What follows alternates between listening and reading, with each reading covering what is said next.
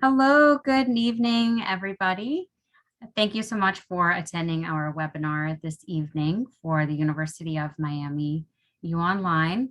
This evening, we will be going over one of our programs. We do have quite a few programs here that we offer for the UOnline, all of our fully online programs. This evening, we will be going over our Applied Learning Sciences program for the Doctor of Education EDD program.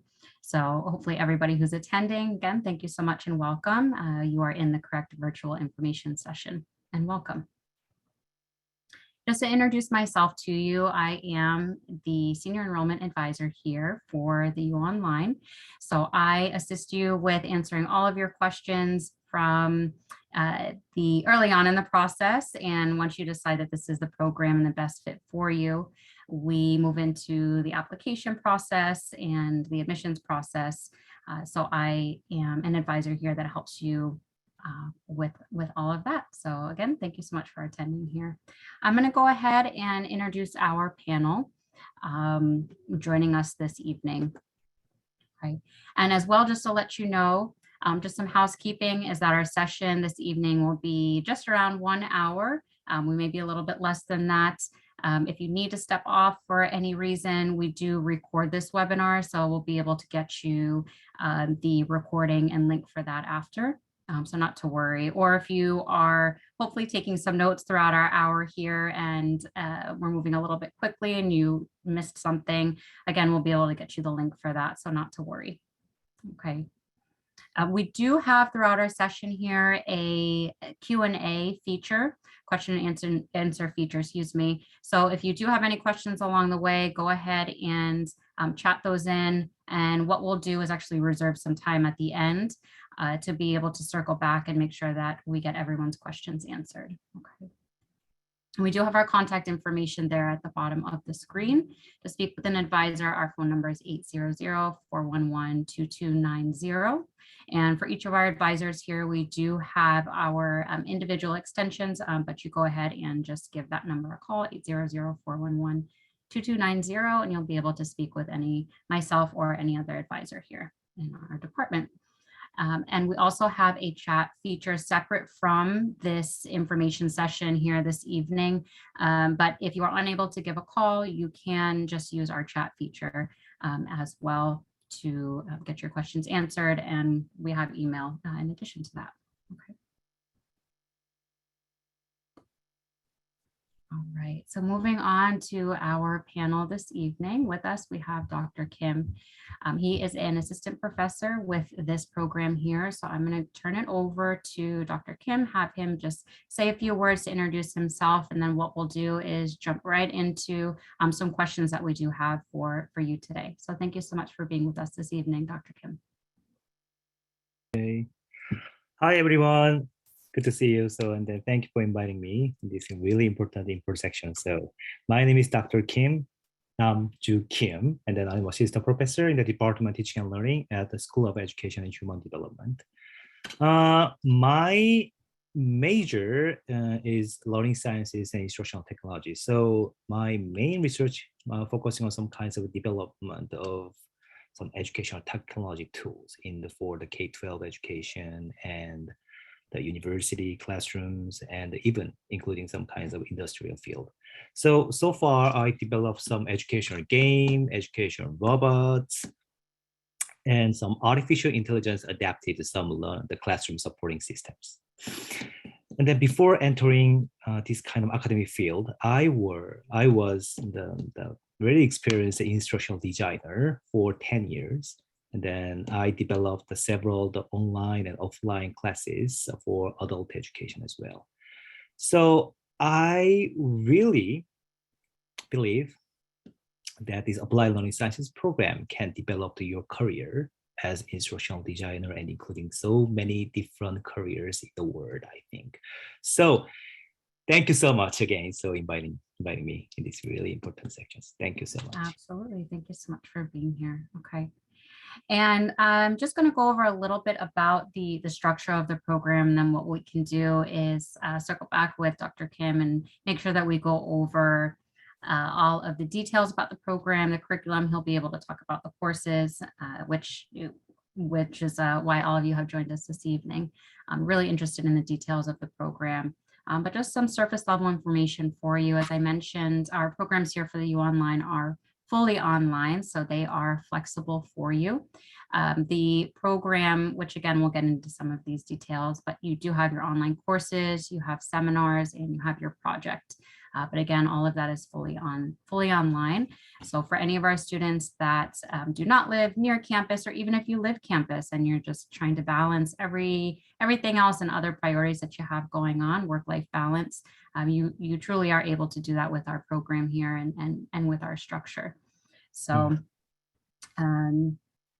yeah, I think we'll go ahead and move forward with our questions, Dr. Kim. Okay. The first question that I do have for you is, you started to talk about it. Tell us a little bit about your role with the university, specifically with this program here for Applied Learning Sciences. How long have you been with the program? And if you could share a little bit more about yourself. Okay, so you're asking the role of director in this program. So yes, as a director, most important task is to keep developing the new courses and then to revise the existing courses according to our student and the faculty's needs, and then determine the course sequence every semester. This is the most important role of a director in this program. And then in addition, so I manage all the instructors in the program, and another role, the important role, is to address all student questions related to the program and their capstone project, and then to solve their complaints as soon as possible. So I try to do my best to respond to every student emails and questions within 5 hours. This is my role. Then yeah, and then I normally teach the very first courses in this program, because I let our new students keep recasting the specific information about program and timeline for their graduations during the first course. So that is the reason why normally I always teach very first course. That is a really good, I think, strategy to just interact with our new doctoral students. Wonderful. And if you can just talk a little bit more about that in terms of your interaction with the students and answering questions. What does that look like? What kind of communication do you have with students, and how is your feedback on questions best shared?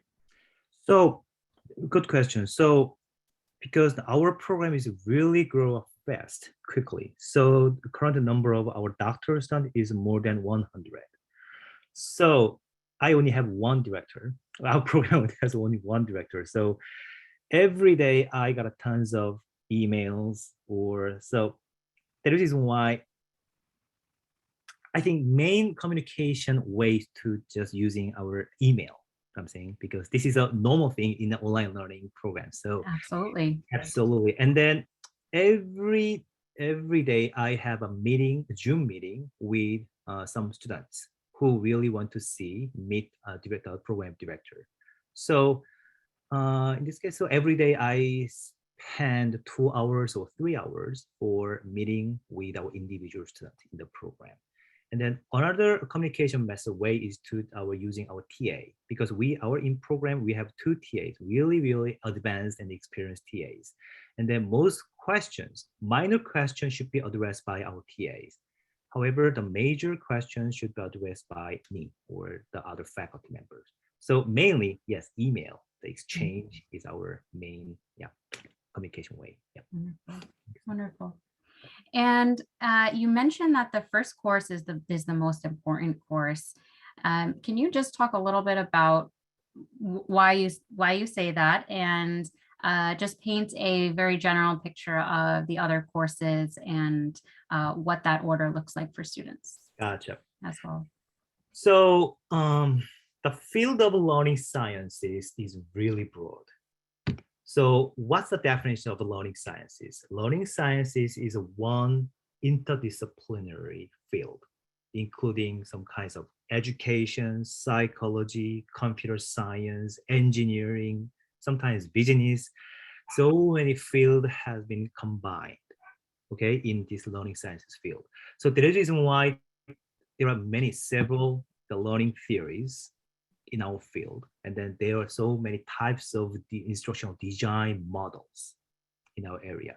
So the purpose of this first course, Introduction to Learning Sciences course, to just make our students taste some kind of this really some several theories or some instructional design models superficially, I think. So, and then the following courses, so they can just have a chance to just deeply learn about this a certain one theory or one instructional design in details, I think. So that is the reason why I believe this first course can give our student the opportunity to just look around all kinds of potential theories and important theories, and then how we can develop our own educational program or interventions in this kind of program. Okay. Yeah. Well, absolutely. You have to keep an open mind, right? And so it sounds that you're really encouraging that exposure and that open mind to the different theories So and the curriculum that's shared throughout the courses. That's wonderful. Mhm.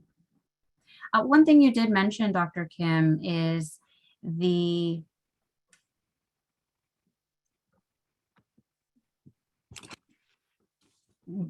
project.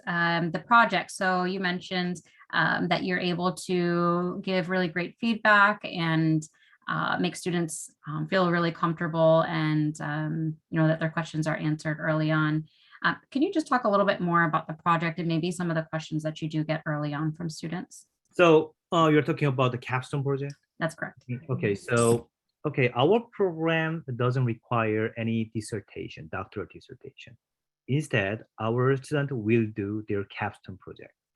So I'm not sure, so you're familiar with this kind of a capstone project concept, but capstone project is allowed our student in applied learning sciences program to explore some three areas that are key to the program. That is the three aspect: learnings and learning and design and assessment, I think.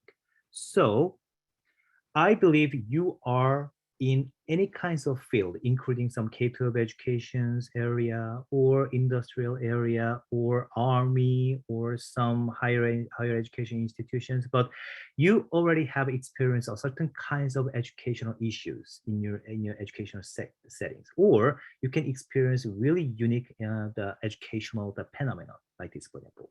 So the goal of this capstone project to develop a certain kinds of educational program or interventions using a certain kinds of artifacts, or you can just evaluate a certain kinds of existing educational program using really strategic some kinds of instructional systematic some kind of design or evaluation process, I think. So simply saying, dissertation, normally PhD dissertation, more focusing on some kinds of theory-driven approach. However, in the capstone project, is more emphasized on practical aspect in your real educational site, I think. So that is the reason why, okay, so you can ask these kind of questions. What kinds of outcomes from this capstone project? So three things. First, it can be written report. However, the required page number of this capstone project or final paper is just 10 pages, not 200, not 300 pages like the doctoral dissertation. Another requirement for as outcomes from this capstone project is real artifacts. Artifacts can be some kinds of media or some online modules, some real educational program curriculums. So everything can be the artifacts from this capstone project. So as an outcome, you should show real artifacts to your community members. Last outcome should be your bubble presentation. After passing this bubble presentation, you will get this EDD degree, doctoral degree. So totally, it will take 2.5 years to complete this capstone project. This is one of our best, most our benefit from this kind of program, I think. And then for regarding the capstone project itself courses consist of 3 courses, seminar courses. One is TAL 790. That course is more focusing on design of your capstone project.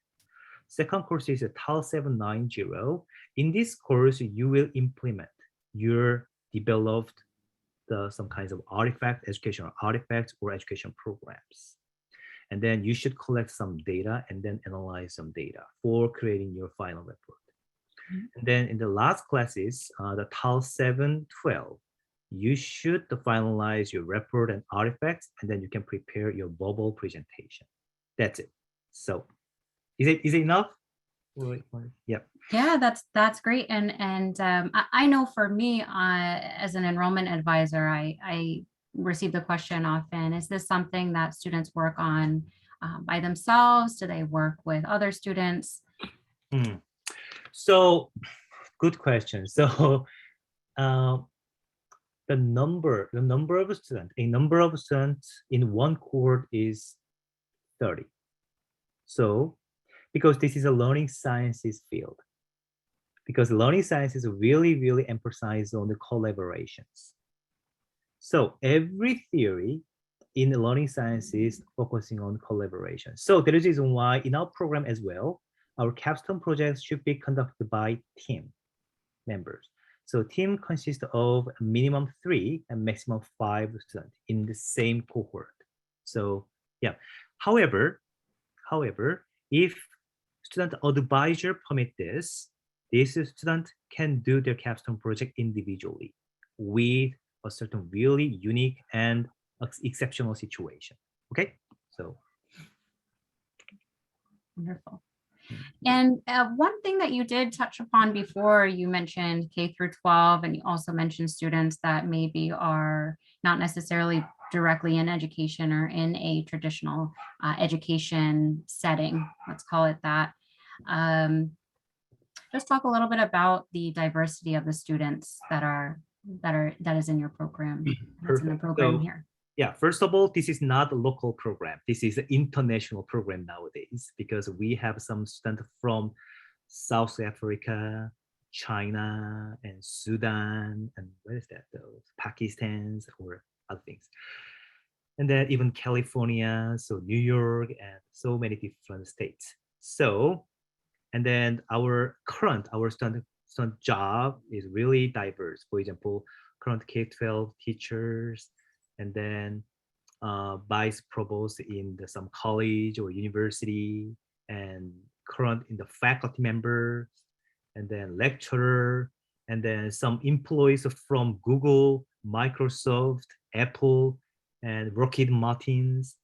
Yeah, so diverse because like this, for example, the main purpose from our teachers is to develop or design their own classrooms. I'm saying, and then nowadays the trend in the classrooms, K-12 education trend is to use some kinds of learner-centered instructional models. I'm saying, such as problem-based learning, case-based learning, or inquiry-based learning, like this, for example. So our program in the total four design courses help our teachers to develop these learner-centered instructional models in their classrooms. As well, in the industry field, in the company, for example, nowadays the company culture already also changed. I'm saying, so their new employees training also very important for developing their future career, like this. So there is a reason why HR department in our industry field also came to our program to learn about how to design the excellent program and then how effectively just delivered their contents or some kinds of their experience to new employees, like this. So unlimited. I'm saying, so everyone can be our doctor student in applied learning sciences program. Absolutely. Yep. Absolutely. And so for you, talking about instructional design and the improvement of education or a student that is in their respective setting, whether that could be a corporate or something a bit more organization based. So what are the key skills that you would like to highlight that students really truly do walk away with after completing this program, that are valuable to them if they are looking to progress within their current setting, or maybe make a bit of a move or a change? What are some skills that they'll have? So really good question. So what is uniqueness from our program is to, okay, for example, when you just developed your educational program, so we always thinking about theory-driven design. I'm saying that means what's the meaning of definition of theory? Theory is already demonstrate and validate a certain kinds of situation from many scholars and many educational practice through practice. So in our program, we already mentioned this. We have 4 design courses, including design for formal learning, design for informal learning, design for online learning environment, design for workplace learning, like this example. So every courses, we use some real case-based scenario in real education settings. I'm saying. So, and then we're thinking about that. Oh, with this kind of given situation, what kinds of theory can explain this kind of educational phenomenon and educational issues? So we instructors suggest a certain really strong learning theory to address these kind of things. And then based on this theory, we just adapt some kinds of really instructional systemic design models to develop a certain kinds of contextual educational program like this, for example. So there is a reason why, okay, so we just have 2 cohort graduates because this program is launched recently, so we don't have any enough number of the graduate. However, 80% of our graduate got a new job as instructional designer, or their position has been promoted into, for example, they start this program, they were just the current K-12 teachers, but now they are promoted into the school principals, like this, for example. Why? Because they are all developed program has been theory driven. This is a really uniqueness. So in nationwide, there are so many similar program, online learning, online just program like instructional design, instructional systems, or learning, even learning sciences, but they're more focusing on just the design of program. However, first of all, in our curriculum, our all students learn learning theory first, and then they adapt this learning theory to the design of certain kinds of education program in the different contexts, such as formal learning, informal learning, or others, online learning environment as well. Like this. So after taking all the coursework, our student will equip with some skills like instructional design skills or educational technologies, or like this, for example. So some students have some kinds of skills in some data analysis, I think. So yeah, and then program evaluation skill as well. Yep. Okay, wonderful, thank you. So it's a very hands-on program, and really the goal is to make sure that when students complete the program, they are able to take all of those case studies, all of those hands-on learning opportunities, and really be able to transition them into into the workplace. And it feels familiar, right? Because they've already had the opportunity to practice, quote unquote. Absolutely. Right? Yes, there is a good benefit from this program. Yes. Yeah, absolutely. We have a question here that I just want to make sure and get the answer for, with regards to the project, and also with the seminars. The 2 one-week seminar courses are listed as residencies in Coral Gables. Is this still required? So Dr. Kim, you can also chime in on this as well, but these are scheduled to continue to be virtual, unless Dr. Kim would like to take it from here. So previously, yes, we have these kinds of requirements for the participating in the 1 week residency like this.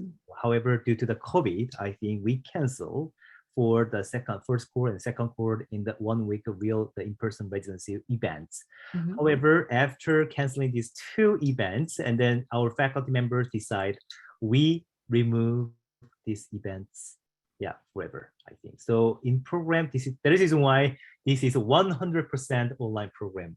Yeah. Mhm. Mhm. Yeah. Do you mind just talking a little bit about what each of those weeks look like? So our students here, when they are going through the application process, right, they like to be able to plan with their schedule, with work and other obligations, right, to make sure that during that week, they have the time devoted and there are no other conflicts. But can you just talk a little bit about what each of those weeks look like? Not so much in detail, right? But just give us some hints. Give us some hints here for everybody that's joined us on the webinar. Because Just what yeah, each of those weeks look like. I was not a student in this program, so I don't have any specific information about Okay. that. However, as I know, okay, like this possible. Every courses have a 1 week office hour. So this is a Great. synchronized office hour.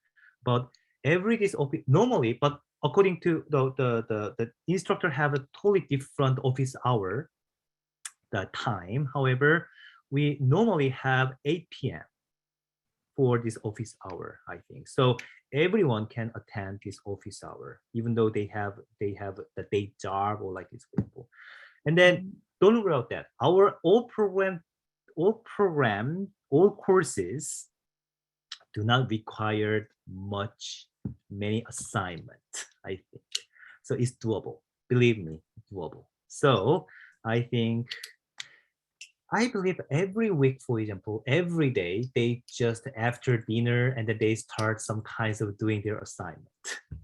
So, and then we already have a reasonable amount of assignment every week. So I feel they can handle this kind of amount of assignment. But I'm not sure. As I mentioned, I'm not sure because I was not a student in this any courses. So yeah. Okay, great. Oh, Thank you one so more much. thing. Oh, one Yes. more thing. For this is really, really good information to for every applicant. So we don't have any zero cases. If any student entering this capstone project, they all get their EDD degree without exceptions. So that means every student get their EDD degree after entering these capstone project courses. You know what I'm saying? So this is very good news. So That's great news. yeah. Successful program. Yep. I have a question here. How are those online courses being assessed? Proctored exams, written papers, or presentations. So if you could just talk a little bit about the courses. So, and just to preface that as well, the courses are each going to be 7 weeks. Again, they're fully online, and so you move through each of the 7 weeks of the course. You would have a 1 week break before you start up the next course. So just to paint that picture as well. And Dr. Kim, if you can just talk a little bit about how courses are, how those 7 weeks look Okay. overall. So in my course, for example, I have one midterm, the multiple choice midterm exam. Okay. And then most of assignment is a written document. However, except for my courses, there are no courses having this midterm, the multiple choice exams like this, for example. So as I understand, every courses has their written documents or for their final project within this kind of courses, I think. And then most of courses have weekly weekly discussion posting assignment. So every student joining this kind of discussion posting and then discussion conversation with their classmates. And then most of courses also some kinds of, this is not weekly based. They have some reflection papers assignment as well, I think. However, it totally depends on the course instructor and the course nature, I think. So there is no consistent in terms of their assignment, the format of assignment. Okay. Great.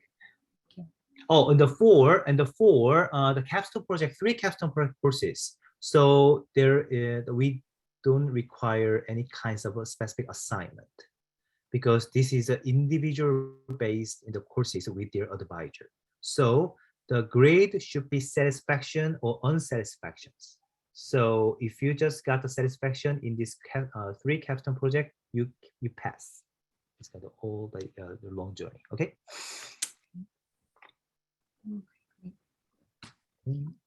And again, we do have a couple of questions coming in.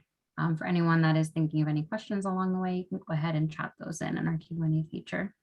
We'll make sure to get them answered for you.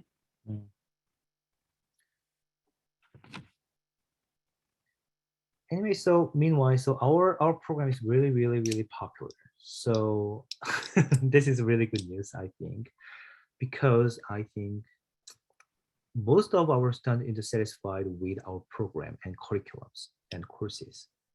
And then believe me, so our faculty member is really, really active scholars and they're really well-known scholar in the field of learning sciences. And then if you just go to the website of Department of Teaching and Learning, you can get some kind of really detailed information about our applied learning sciences faculties, their research interest, their publication, their grant. So, and then one of these, the Department of Teaching and Learning faculty will serve as your advisor depends on based on your interest for your capstone project. Okay, so don't worry about that.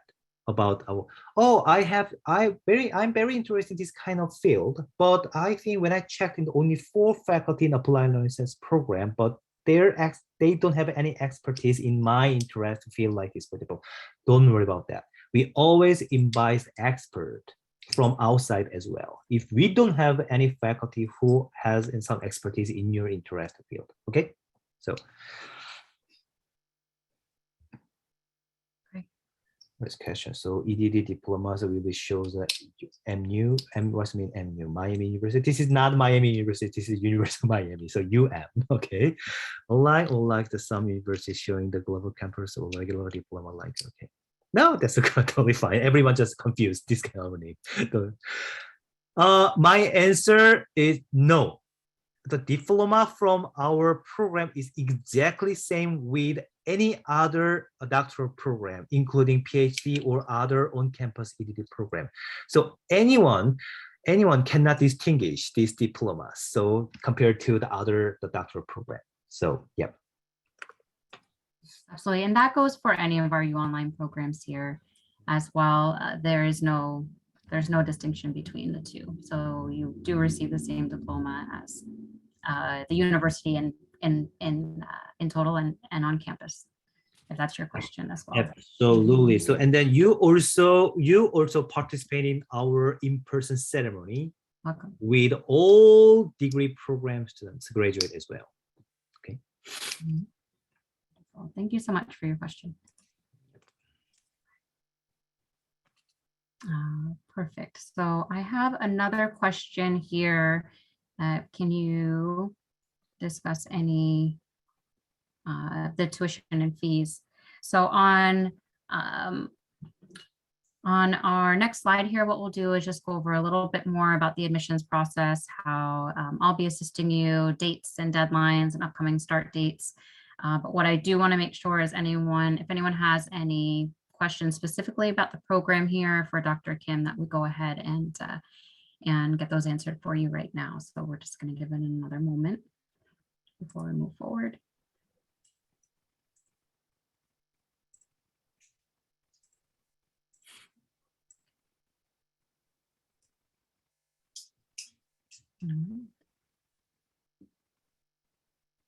All right. If anyone thinks of anything, we'll be about another 10, maybe 15 minutes, right? But if you do have any questions within that time frame, again, please make sure and get them submitted, and we'll have Dr. Kim answer them for you. Okay, great. So we have a couple of start dates typically throughout the year, enrollment terms for this program. They would either be January, May, or September. So the next one coming up here would be the September start date. We are also accepting applications for January. So if September is a little bit too soon for you or is not the right fit, maybe for students that do work in traditional settings, K through 12, right? And you don't necessarily want to start the school year at the same time you're starting a program, that's understandable. So if you'd like to start maybe mid-year in January during the winter time, that could be a better fit for you. Okay, so we do have those two start dates. The next start date for September, if you do feel that that's the right one for you, would be July 11th. Our program, as Dr. Kim mentioned, is very popular, and the program can fill up. So we just want to make sure that if this is the right fit for you, please reach out to myself or any of our advisors here right away so that we can help you with the application process. Okay.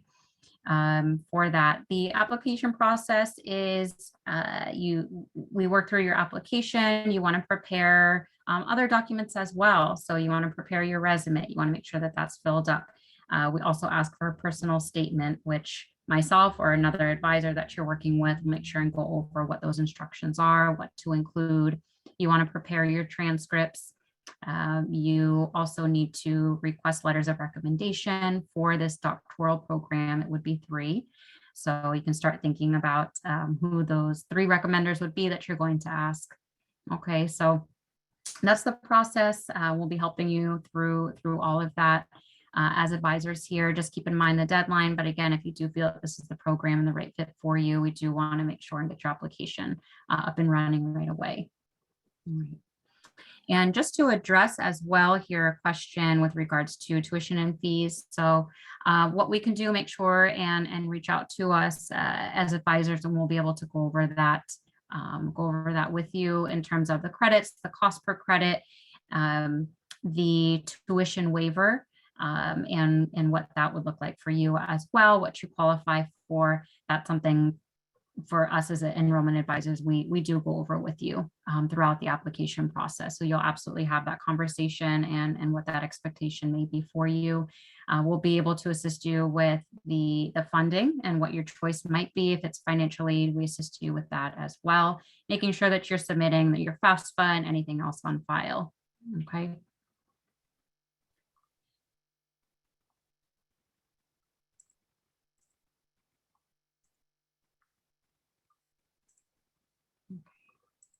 I'm just checking here just to see if we have any more questions coming through. Otherwise, we'll go ahead and just finish up here. Dr. Kim, thank you so much for joining us this evening. You have been fantastic, and you have shared so much information and your insight about the program, and we really do appreciate it. I appreciate it, and hopefully everybody on the line here as well appreciates that as well. So thank you. Thank you so much. You got another questions, last questions from students. So we have a question here. We have a question for just to tackle the GRE requirement. That is something that your enrollment advisor will go over with you to let you know if that's something you need to submit or do not need to submit. Okay. I'm interested in the STEM-related educational applications, so I'm wondering the move forward. Absolutely, yes. So my question is yes. So yeah, this program is perfect for you. So please apply for this program. Yeah, because now every faculty members have expertise in the STEM education. So please apply for. And then we have much experience in developing the STEM-related education program. So I believe for John, yeah, this is a really perfect program for you. Okay. Okay. I will take this next question in our chat here. What is the requirement for the personal statement? So I mentioned to you with your application that you'll be submitting a personal statement. Do we need to address a problem or practice, interest in working the faculty, or any topics we need to talk about in the personal statement? So the personal statement, the way I love to explain it here to my applicants is that it's a one-sided interview. So everything that you would think would be asked of you, that's what you would want to go over. Okay, so what is drawing you to this program? What is drawing you to the program in terms of the format, that it's fully online, correct? Why does that work for you with your schedule? And you also do want to talk about what draws you to the program in terms of the courses and the project. And when it comes to the project, what are your ideas with that? What is a potential topic for you when working on that project? What are your interests? What is your interest in the field? Is it a problem that you'd like to solve or something you'd like to improve upon, right? When you think of instructional design, what does that mean to you? Applied learning sciences. So those are all things that you would like to mention in your personal statement. Just a little bit more about yourself and your motivation for applying to this program and truly wanting to enroll. That's what we'd like to see on that personal statement. And I hope that helps. And then Catherine, so it might be really helpful if I just share the list of the complete the capstone project, the title with you. Okay, so Sure. yeah, absolutely. So they can easily figuring out what kinds of capstone project and have conducted by this kind of program. So Yes, that would be helpful. Thank you. yeah.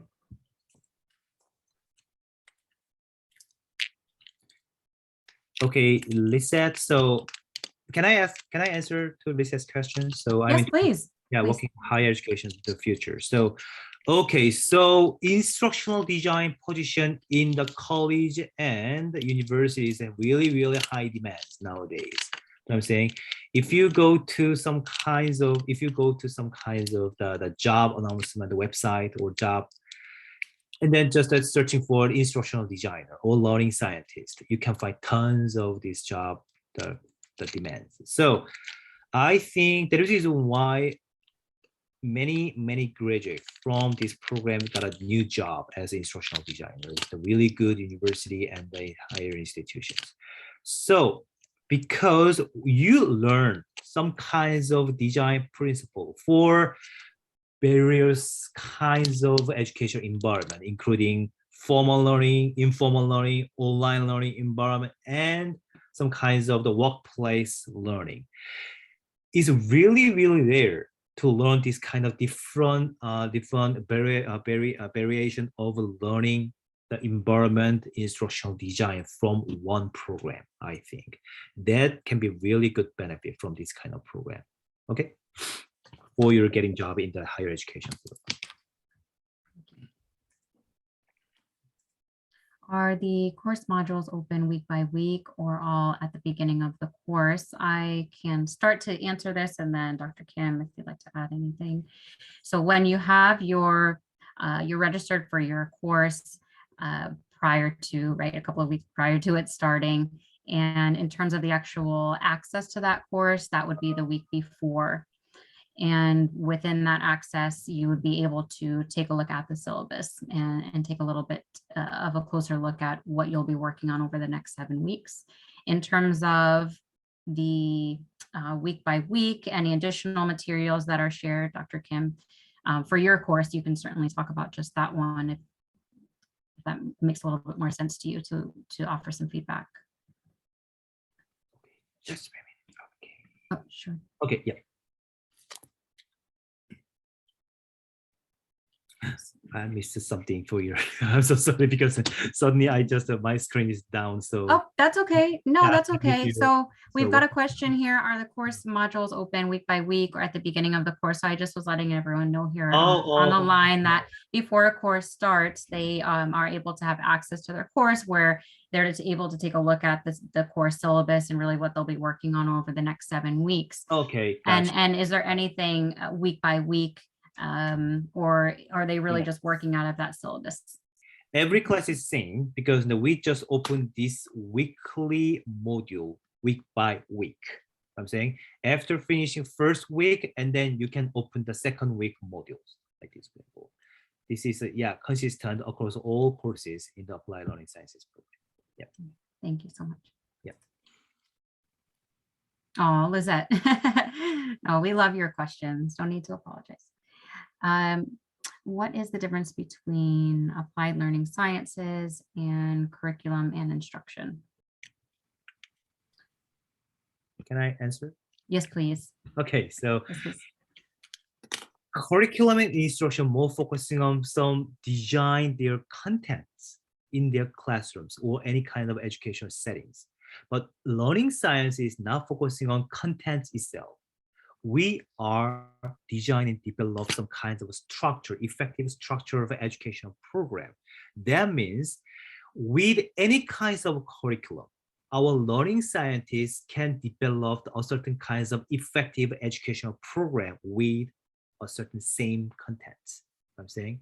So our goal is to more focusing on how to effectively, efficiently develop and design and develop a certain kind of educational program with existing curriculums. Okay, so that's totally different. Thank you So so then, much, Lisa. I'm sorry. So the last sentence. Okay, so that is the reason why learning scientists should not be the content expert. I'm saying. So that means I don't have any knowledge about math education. However, if you are a learning scientist, you can design math education in your classroom as well, effectively, efficiently. Okay, this is a benefit from this applied learning sciences program. Okay. Does that help, Lizette?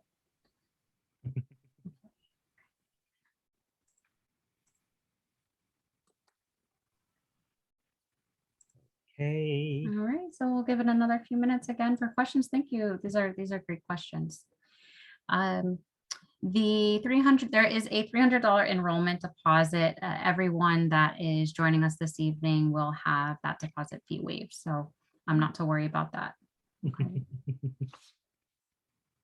And again, just some important dates and deadlines there to keep in mind, July 11th. But again, please don't wait. If you do feel that this is the right program and fit for you, we'll go ahead and get your application up and running and submit it for you. You've got our contact information there. Again, our phone number. We have a live chat option as well. So at any time, any questions, you just chat right in, let us know. And once you're in the application portal, you'll have that link. So you can just click on it and get your questions. As we also have a schedule calendar, so you can schedule an appointment with your advisor as well. So lots of great resources, and of course the application link there on the bottom for anybody who wants to just make note of it. Perfect. Yep. Oh, you're welcome, Lizette. Thank you so much for your questions.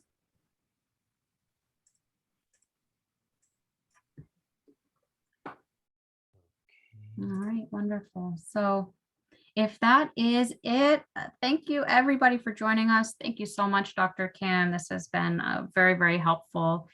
Just under an hour here on our webinar, and we appreciate it. And everybody, I hope that you enjoy the rest of, depending on what time zone you're in, a great rest of your evening or day. And again, please reach out to us as advisors here, and we're going to be able to help you and get you started with the process moving forward. So thank you again, and have a good night. You too. Bye-bye. Bye-bye. Yep. Bye.